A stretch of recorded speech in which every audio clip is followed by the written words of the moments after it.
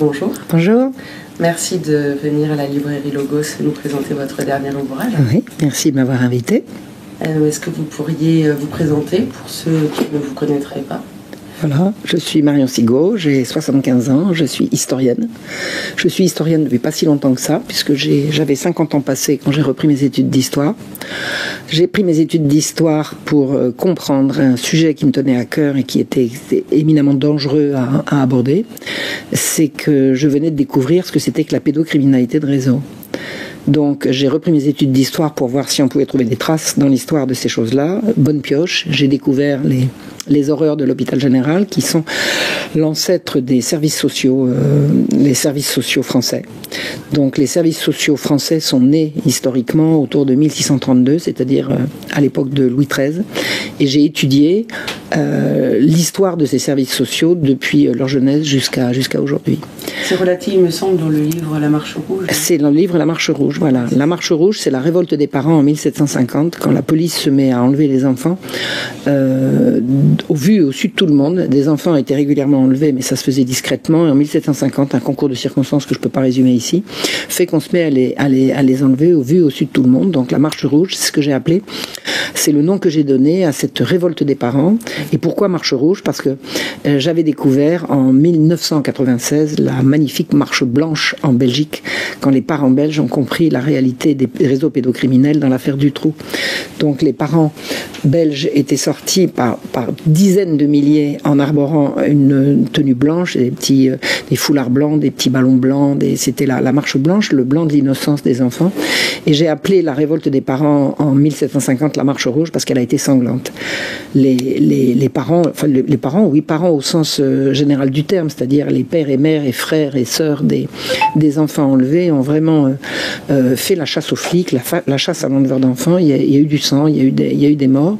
Il y a eu un procès absolument inique qui a conclu à la pendaison de 2 émeutiers qui n'avaient absolument pas de sang sur les mains et à la relaxe des enleveurs d'enfants qui sont venus au tribunal montrer qu'ils avaient reçu des ordres du lieutenant général de police pour enlever des enfants moyennant finance. Donc, et eux ont été relaxés moyennant quelques livres d'aumône pour les pauvres. Enfin bon, c'est vraiment rien n'a changé. Et donc sexologie et mensonge, ça serait, disons, le livre que je fais à l'autre extrémité de cette histoire, l'extrémité, la France contemporaine. Mais c'est les mêmes. L'obsession des dévots de la Compagnie du Saint-Sacrement qui ont porté sur les fonds baptismaux l'hôpital général, leur obsession, c'est séparer les enfants des parents. On y est encore. C'est-à-dire que ce qu'ils disent, c'est que les gueux ne sont pas des pauvres qui sont pauvres parce que le malheur l'a attrapé. Les gueux sont des pauvres qui sont pauvres parce qu'ils veulent pas travailler, parce que c'est des feignants, parce qu'ils préfèrent mendier. Ils embrassent ce métier pour ceci, cela.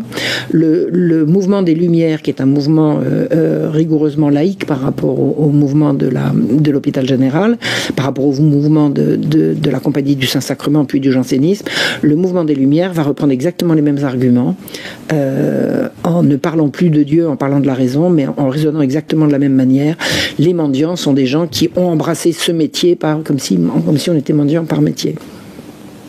Et la théorie des Lumières par rapport à la gueuserie, c'est-à-dire, c'est la même chose, il faut séparer les gueux de leurs enfants. La gueuserie se perpétue de parents à enfants. Et les services sociaux d'aujourd'hui, qu'est-ce que c'est? Qu'est-ce qu'ils font d'autre? Ils passent leur temps à séparer les familles. Donc les enfants sont en danger. Les enfants sont en danger depuis très longtemps. Quand j'ai découvert ces réseaux, j'ai décidé vraiment de me consacrer à les dénoncer, à les comprendre, à les dénoncer. Je les ai découverts parce que j'habite une très belle région qui s'appelle le département de l'Yonne, en Bourgogne. Et l'Yonne, c'est les disparus de l'Yonne. Je suis tombée au milieu de ce drame. C'était autour de moi. C'était des gens c'était autour de moi. C'était autour de ma maison. C'était des gens que je connaissais. Donc, quand j'ai découvert ça, j'ai dit voilà, je vais me lancer dans l'histoire pour remonter. Et alors, sexologie et mensonge, c'est la découverte aujourd'hui de la gigantesque pieuvre qui est derrière cette entreprise de captation des enfants. En fait, on a des gens qui, de façon internationale, se consacrent à séparer les enfants des familles, à sexualiser les enfants et en fait, c'est une attaque contre l'humanité. C'est une attaque contre l'humanité. S'en prendre aux enfants, c'est s'en prendre à l'humanité. Et la façon la plus perverse qu'a le système de s'en prendre aux enfants, c'est de les sexualiser. C'est de faire en sorte qu'ils ne soient plus des enfants, qu'on leur parle sexe dès les petites classes. Et une dame qui s'appelait Judith Reisman, elle est décédée maintenant, c'est une Américaine. Elle a découvert, parce qu'elle a été touchée personnellement par un drame touchant à la pédocriminalité, sa fille a été violée. Cette dame a consacré toute sa vie, à partir du moment où elle a découvert la réalité de ces horreurs, à dénoncer le crime, à remonter à sa source. Et ce qu'elle a découvert, c'est que la sexologie, qui a émané d'une université américaine, l'université de Virginie, elle a découvert que le père de la révolution sexuelle était un imposteur, était un violeur d'enfants, et que tout ce qu'on a raconté qui justifie la sexualisation des enfants, tout ça s'est fondé sur à la fois des mensonges et des viols d'enfants perpétrés par des pervers et avec l'appui, l'aval et la protection de la CIA et de l'Institut Rockefeller. Donc c'est une histoire terrible. Donc Judith Reisman, j'ai eu l'occasion de la connaître, de la rencontrer, et nous sommes devenus amis. C'est un hommage que je lui rends, c'est-à-dire que le sous-titre de ce livre, c'est Sexologie et mensonges, le combat de Judith Reisman. Comment je l'ai découverte, comment je l'ai rencontrée, comment nous sommes devenus amis, comment j'ai réussi à la faire traduire en français. J'ai préfacé les 2 livres qu'elle a publiés, qui ont été traduits en français entre 2016 et 2017. Donc ça s'est fait par mon intermédiaire. Personne ne l'avait jamais fait avant. Je ne dis pas ça pour m'envoyer des fleurs. Je dis simplement ça pour faire attirer l'attention sur le fait que Judith Reisman, qui s'est battue pendant 30-40 ans contre la pédocriminalité, il a fallu attendre que Marion Sigaud se pointe pour qu'elle soit traduite en français, ce qui est quand même inadmissible. Elle était connue de tous les milieux s'intéressant à la chose.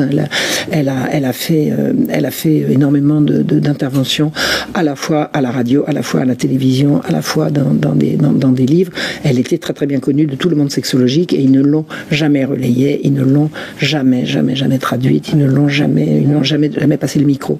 Donc pour moi, le monde de la sexologie, à quelques exceptions près, et que je veux bien reconnaître, c'est pas le moment de le dire, enfin de le dire en détail, mais je peux le dire en général, il existe des sexologues qui font un travail intéressant et sérieux, mais d'une façon générale, la discipline, elle est tenue par des pervers qui séparent les enfants des parents, sexualisent les enfants dès le plus jeune âge et alimentent les réseaux pédocriminels. Et c'est ce que je dénonce. C'est ce que je dénonce. Voilà. Très bien, merci beaucoup. Merci Marion Sigaud d'être venue et pour les ouvrages que voilà. vous avez.